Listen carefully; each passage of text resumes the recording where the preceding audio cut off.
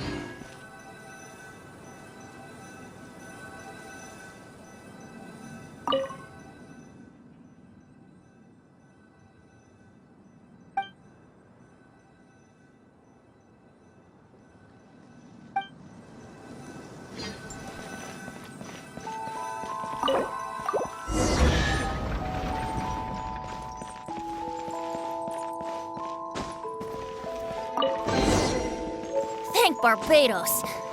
Wait a minute.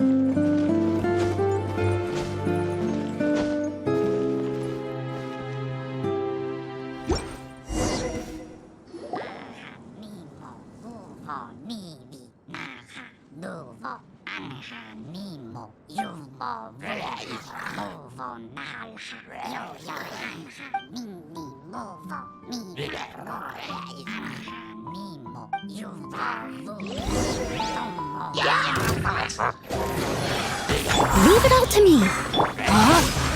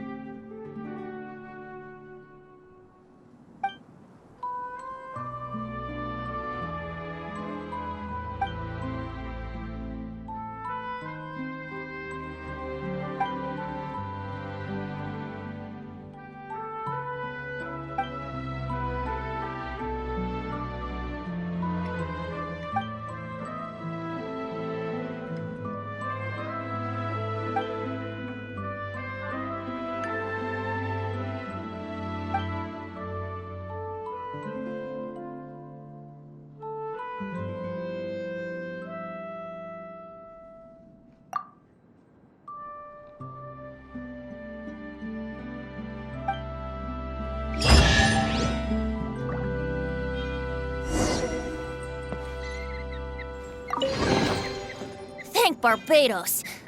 Wait a minute.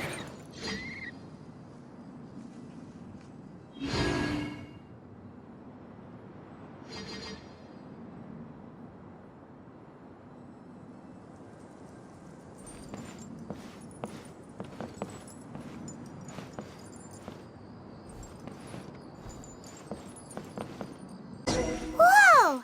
Look at all these books! Now, where's the master script?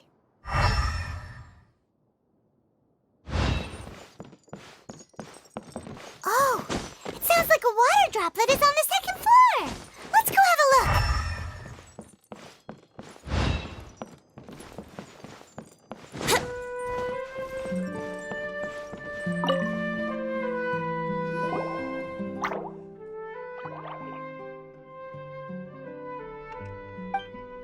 Wow, this is a lot of scripts. Looks like the water droplet has been managing them for the director. Most of them look like works in progress. Then it should be the one that's finished. Okay, let's look for the thickest one and then check the ending. This is the only script that fits the bill. Plus, it looks pretty new. This must be the master script. Let's go give it to Director Zosimos.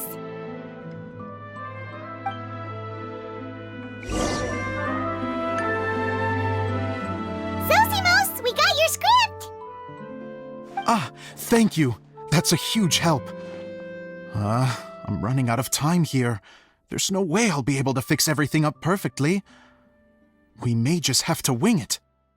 Anyway, the stage is secondary. The performance is what really matters. Things can always go wrong on stage, but as long as the show goes on, it should be fine. You don't sound very confident in what you're saying. It's true. I realize now that a show is the art of the unknown. Even if you have the same actors performing on the same stage, the performance will be slightly different every time. Those subtle differences are what make each performance special. Okay. One last request. Traveler, you can enter the preprints, yes? The truth is that my sets are composed entirely of preprints. First, I use materials to make the objects. Then I take those objects and turn them into the preprint. Now, of course, preprints are really meant for making objects to furnish the domain. So using objects to create preprints is, strictly speaking, the reverse of what this is intended for. But Edea said that if this is what I really want to do, she's not going to stand in my way. So that's what you meant earlier. Okay, well, what do you need us to do? I'd like the Traveler to go into the preprint set and help move props around during the performance. The reason is, Oh, Paimon gets it now. If you're busy directing, moving the props, and operating all the mechanisms, you never get the chance to watch the show. yes, I know that I'm no master playwright, but still. Even if it really is a half-baked script, with shoddy writing and moments of sheer ridiculousness, I'd still like to see it for myself. Just once. Hard to turn a guy down after a speech like that. Thank you. Genuinely, I'm so grateful. I'll go and inform the others. Then, as soon as you're ready, the show can begin.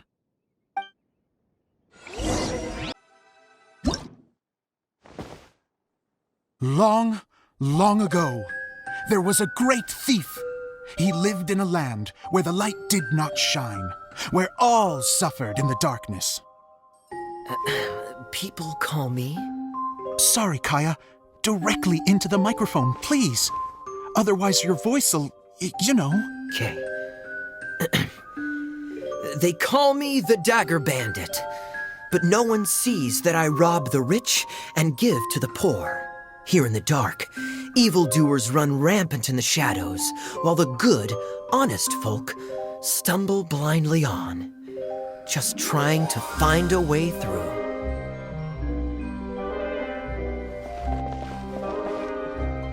As the bandit brooded, suddenly the world was inexplicably changed as a single star appeared on the horizon and flew across the sky. Traveler, stomp on that movement mechanism in front of you.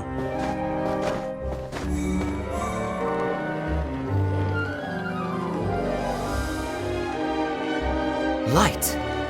A brief flash, yet enough to illuminate the world. If I can find the source of that light, I can shine it into the darkness, and the people will suffer in blindness no longer.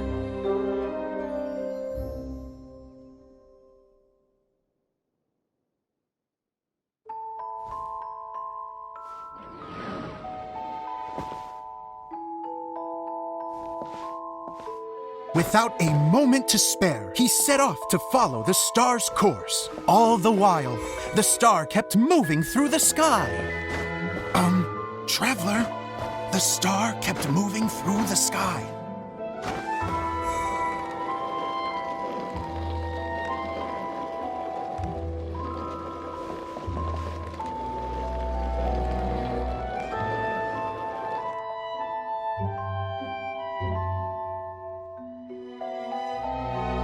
Looks like I have to go through the desert.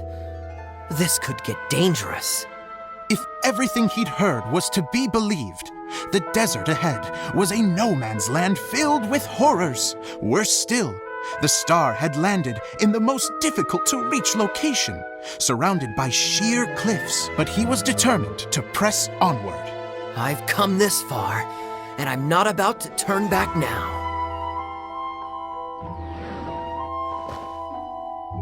The Dagger Bandit trekked deep into the desert wasteland.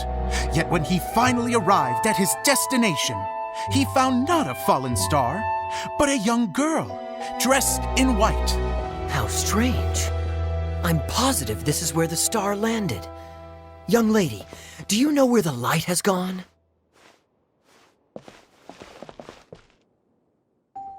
The girl replied, Traveler from afar, the light you seek is only a bottled flame. But the flame has now died, and its light is long gone. A bottled flame? Yes, it was a gift from another. And so, the girl began to tell the story of how the bottle came into her possession. The girl hailed from a kingdom that sat atop the waterfalls. But when the reigning dynasty fell and a new one seized power, she and her people fled for their lives. A thick fog began to fill the air as she made her way through the forest, and dense thickets tried to block her path. There is a mechanism down there that you can press to retract the thicket board below the stage.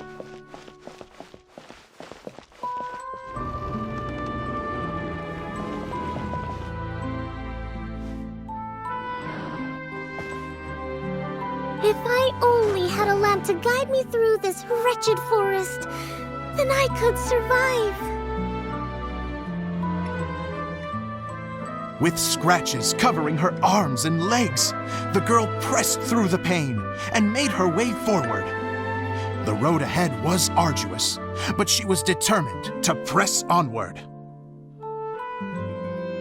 I've come this far, and I'm not about to turn back now.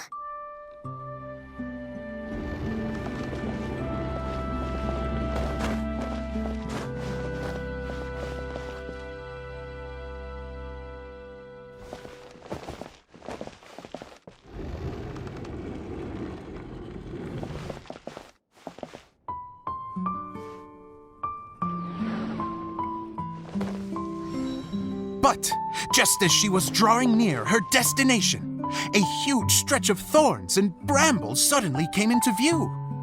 Despair set in and began to weigh on her heart. If only someone could help me, I would give anything in return. The girl's heartfelt wish in her moment of desperation did not go unheard. Wait! There's no mechanism for the final thicket! I must have forgotten to check those boards. According to the story, those thickets should be gone from the stage now, right? Yes, total oversight on my part. What a pain. I can help! Traveler, catch!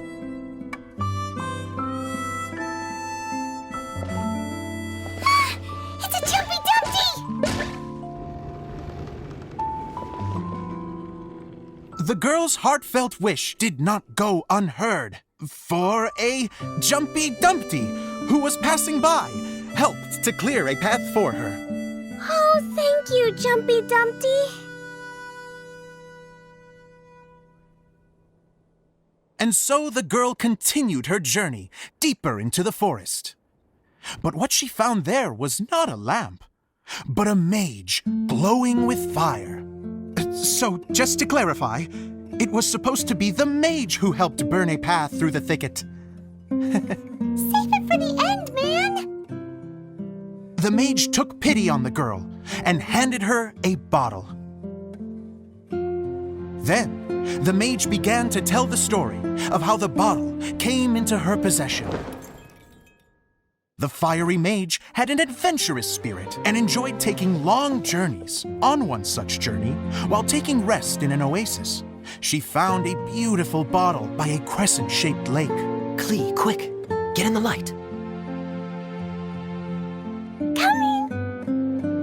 She was an extraordinary mage with the power to grant people their wishes. She turned the bottle into a thing of equally extraordinary power. But the only place that it could make wishes come true was inside of the bottle. Oh me, oh my! Look at this wonderful bottle of mine! It could make a fine toy! But better still, a sojourner's home! The fiery mage blew into the bottle, allowing it to grant one single wish outside its glass walls. Supposed to blow into it? Wow, it lit up! A flame was kindled within the bottle, and it began to glow a fiery red, just like the mage herself.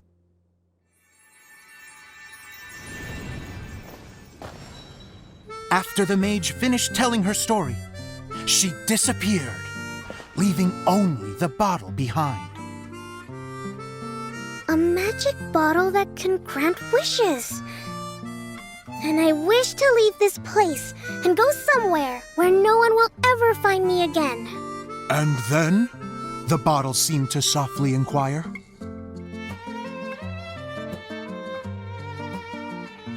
I don't know. The flame in the bottle faded as the girl's single wish was granted, and she found herself in the middle of the desert, far away, where no one could ever find her.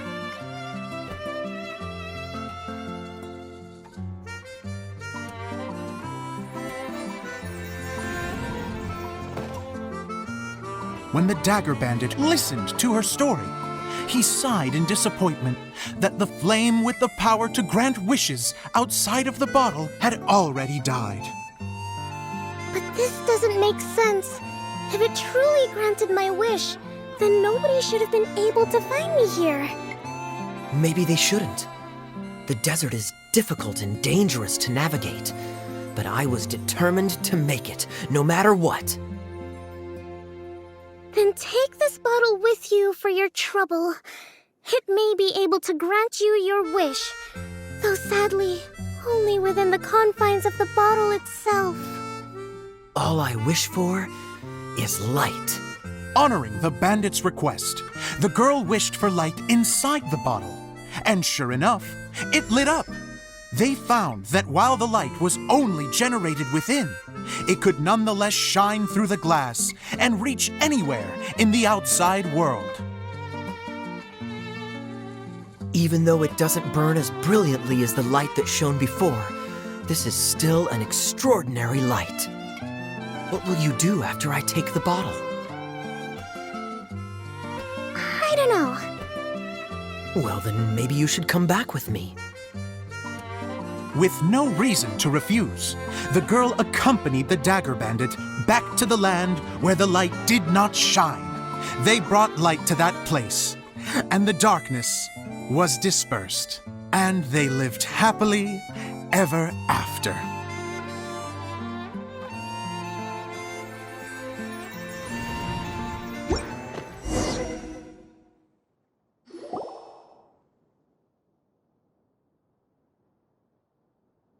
And we're done! Seems the show went pretty well.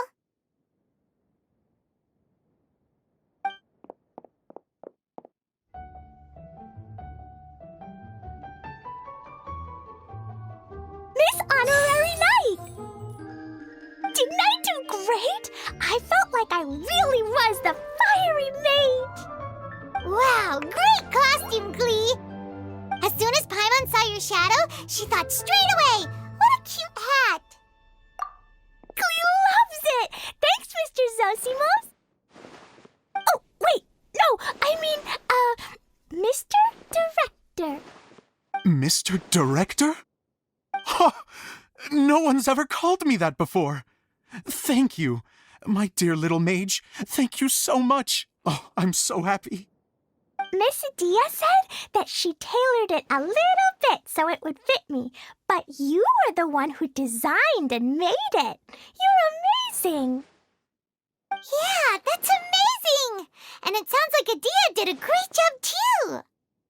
It was nothing really. Just one of those, oh no, whatever shall I wear to the ball moments. Sewing comes in handy at times like that. Sewing is an art in its own right. You're more talented than you give yourself credit for, Idia. Really? Oh, I'm just gonna go for a second. Please, chat amongst yourselves. She gets embarrassed so easily. She really can't handle being in the spotlight. Idia's a sensitive person and doesn't have a whole lot of self-confidence. I hope all the excitement hasn't brought her to tears. Oh, I'm a little worried. Don't worry. I'll go make sure she's okay. I'll see you all later.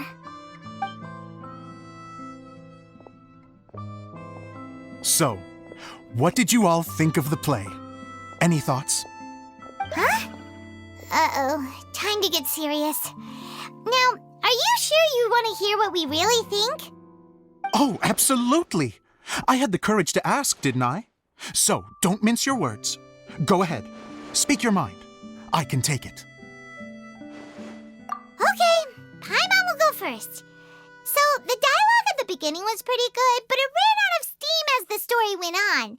Paimon could tell that you ran out of inspiration somewhere along the way.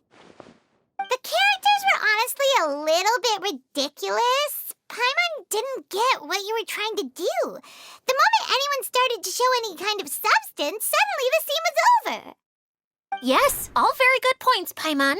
I would add that in its attempt to pay tribute to the series 1,000 Nights, all semblance of a coherent was sacrificed. Plus, I do have to penalize you for the issues with the props. Miss Adia, what are you doing back here? Oh, you know, I return like the tide when people start discussing something important. Huh. Especially when it has to do with criticizing my show. Mm-hmm. But there was one thing I liked about it. Just one, mind you. The story had a good ending. You think so? I thought I was letting him off lightly. Idia, could I borrow you for a moment? Oh, sure. Excuse me for a moment. Back to you, Paimon. Keep up the good criticism.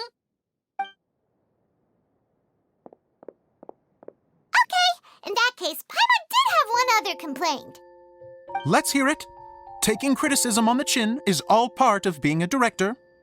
The ending was all wrong. The girl's motives were clear and simple the whole way through.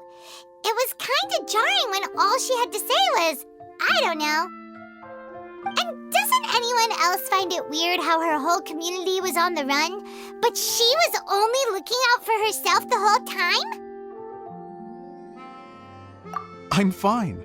I'm not going to improve without feedback. I also learned a lot this time with the chance to be off stage. To be honest, it was a dream come true. What a great attitude. You don't seem upset at all by our comments. I wouldn't say I'm completely unaffected, but you're only speaking the truth. They're all very valid points.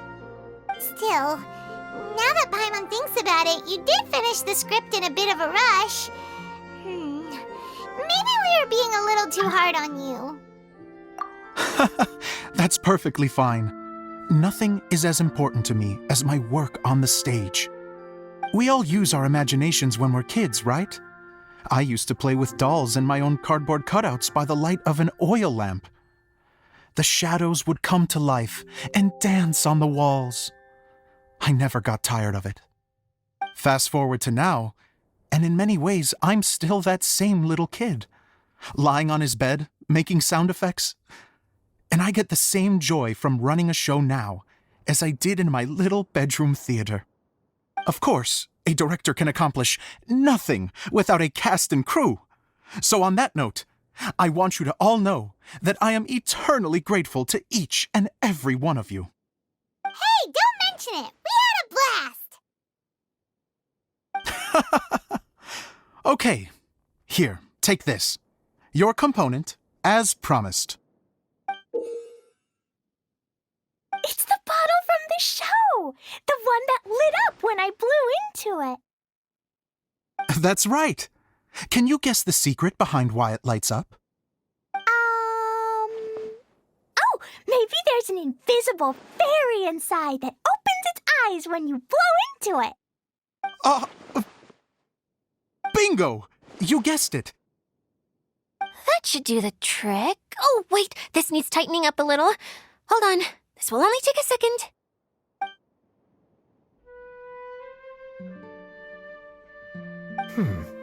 This outfit's more fashionable than I imagined. Excuse me, everyone. Do you have a moment? Especially you, Zosimos. Idia wants to do a little something for you. She says it'll be a dream come true. A dream come true? Yes. She said that as useless as she is, she wants to do something for you as the first person to have heard of your dream of being a director. Her words, not mine. I have to disagree, though. I have never thought of Idia as a useless person. How is this suddenly about me? If everybody is ready, then I'd like to invite tonight's male lead to take the stage. Ta-da!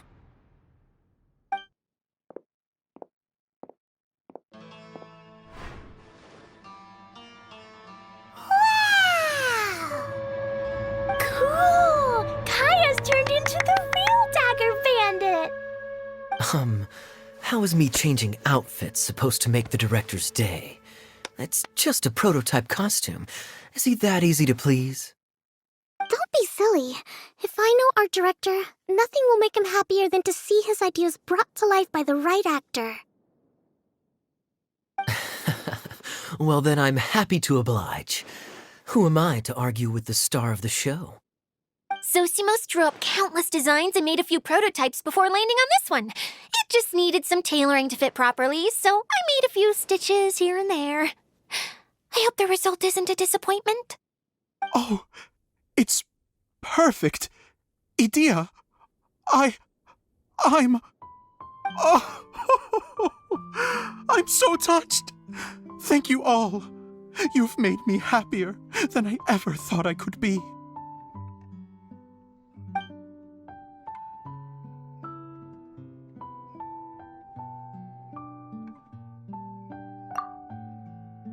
How are you doing?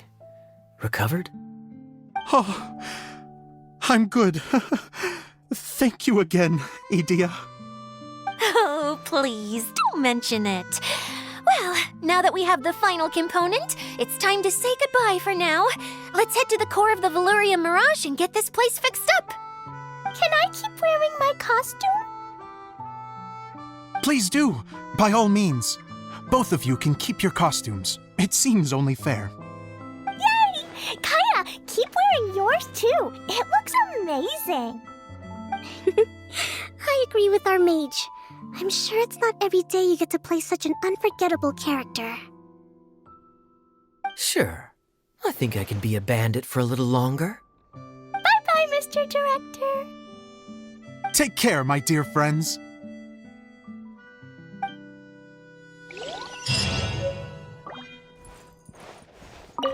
You're going to attempt to repair the core now, right? I hope it goes smoothly. I feel so honored to have met you all. You were a wonderful cast. Thank you once again. I'm so grateful for everything you have done for me.